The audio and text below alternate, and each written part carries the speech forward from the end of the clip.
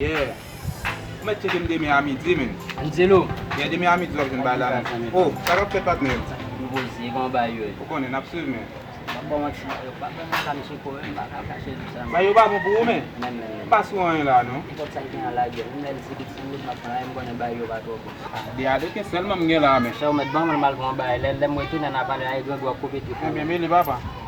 Kon ba quand même, mbal côté machine na Men ba bon, degaje non men, ba bon. Pas problème ya. Ok, d'accord.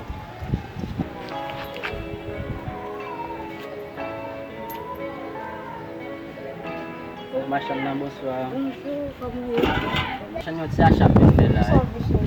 Bon moi. Bonsoir. Bonsoir, comment est-ce Mbak que mal non. tu bag en forme? Bag en forme. Posé. Machin mo $5 pas.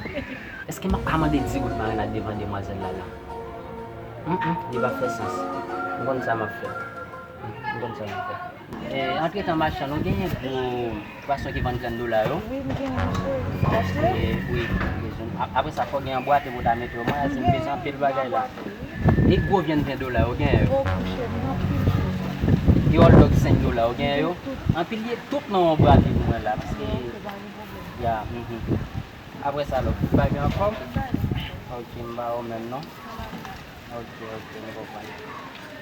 Charge. Na parlé là. OK. Mais si on pa gen lagi bagay nan. Dan go bagay la prendre asi bagay $10, $20, ma fon rive sou. Machan, s'il vous plaît, donne-moi 10 gouttes marinade.